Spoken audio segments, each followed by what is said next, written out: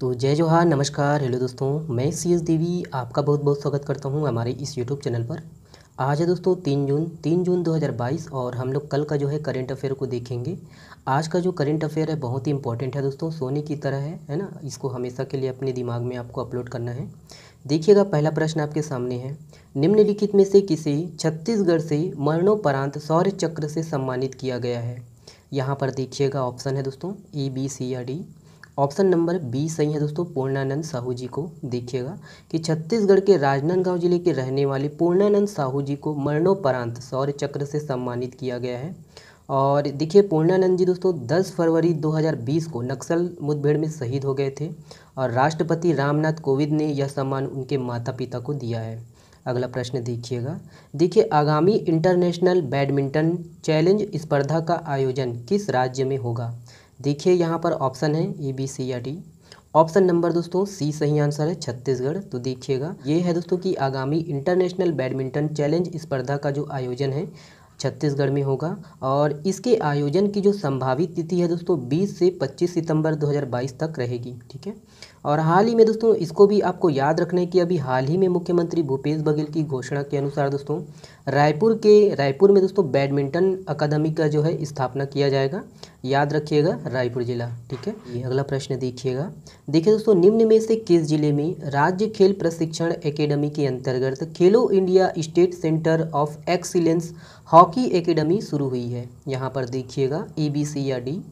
Option number दोस्तों सी सही है, बिलासपुर जिले में। तो देखिए बिलासपुर के स्वर्गीय बी आर यादव राज्य खेल प्रशिक्षण एकेडमी में दोस्तों खेलो India state centre of excellence में हॉकी की एकेडमी शुरू हो गई है।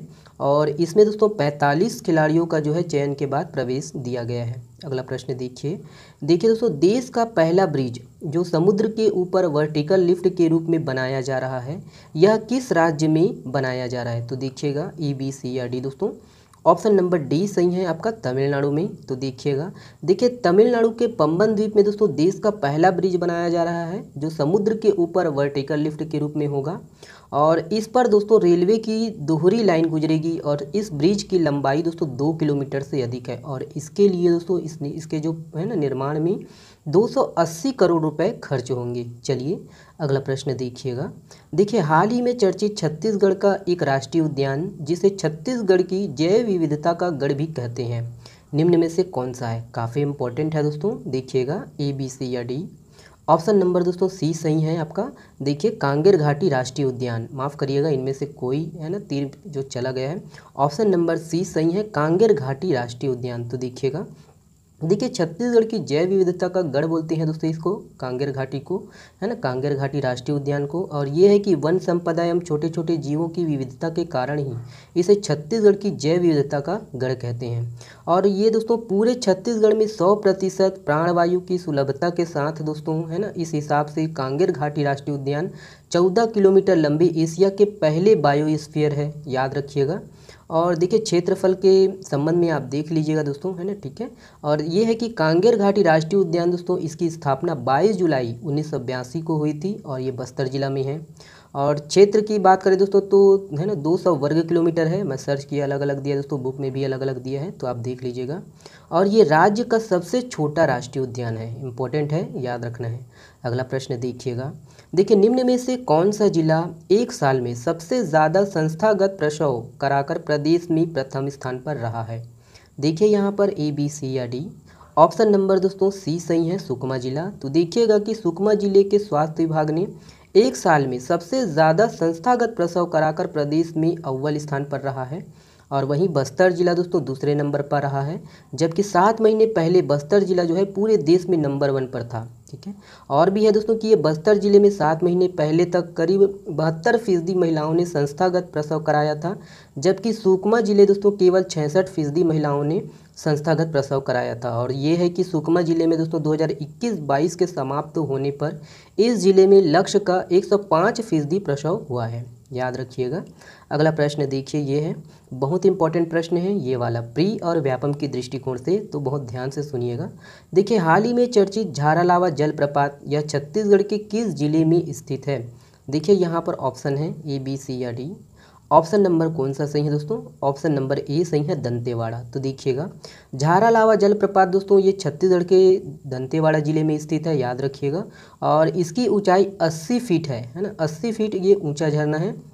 और इसे दोस्तों झीरका झरना के नाम से, झीरका जलप्रपात के नाम से भी जाना जाता है। याद रखिएगा दोस्तों कि अभी बस्तर में दोस्तों, बस्तर में जो चित्रकूट जलप्रपात है और तीरथगढ़ जलप्रपात है दोस्तों, इसमें लगातार पानी की कमी हो रही है, ठीक है, गर्मी के कारण। और लेकिन ये जो है झारालावा जो झरना है दोस्तों, गर्मी के दिनों में भी भरपूर मात्रा में पानी भरा हुआ है, इसीलिए दोस्तों अभी चर्चा का विषय बना हुआ है, ठीक है। अगला प्रश्न देखिएगा। देखिए दोस्तों, भारत ने एशिया कप हॉकी में जापान को हराकर निम्न में से कौन सा पदक जीता है? यहाँ पर ऑप्शन है ए, बी, सी या डी। ऑप्शन नंबर ए सही आंसर है दोस्तों, कांस्य। तो देखिएगा कि एशिया कप 2022 में भारतीय हॉकी टीम ने कांस्य पदक जीता है। और ये है दोस्तों कि जकार्ता में खेले गए इस मुकाबले में भारतीय टीम ने जापान को 1-0 से हरा दिया है, याद रखिएगा। अगला प्रश्न देखिए दोस्तों, ये इंपॉर्टेंट है, ये भी खासकर दोस्तों जो व्यापम लेते हैं, है ना, जिसमें कंप्यूटर पूछे जाते हैं, खासकर हॉस्टल अधीक्षक के लिए, है ना, छात्रावास अधीक्षक के लिए इंपॉर्टेंट है, ध्यान दीजिएगा। हाल ही में चर्चित परम अनंत सुपर कंप्यूटर को निम्न में से किस आईआईटी में स्थापित किया गया है? देखिएगा, ए, बी, सी या डी। ऑप्शन नंबर दोस्तों सी सही है, आईआईटी गांधीनगर, ठीक है। तो देखिए, केंद्र सरकार ने देश में विकसित 838 टेराफ्लॉप्स की क्षमता से गणना करने में सक्षम परम अनंत सुपर कंप्यूटर को दोस्तों आईआईटी गांधीनगर में लगाया गया है। देखिए, अगला प्रश्न है, ये वाला प्रश्न आपके लिए दोस्तों, आप इसका जवाब दीजिएगा कमेंट्स बॉक्स में।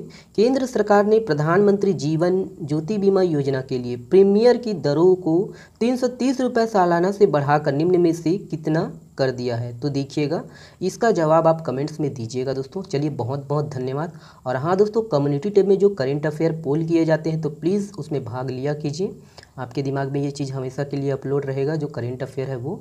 चलिए, बहुत बहुत धन्यवाद। शेयर करना है तो कर दीजिएगा दोस्तों। तो चलिए, मेरे लिए गुड नाइट दोस्तों, और आपके लिए गुड मॉर्निंग। चलिए, बहुत बहुत धन्यवाद।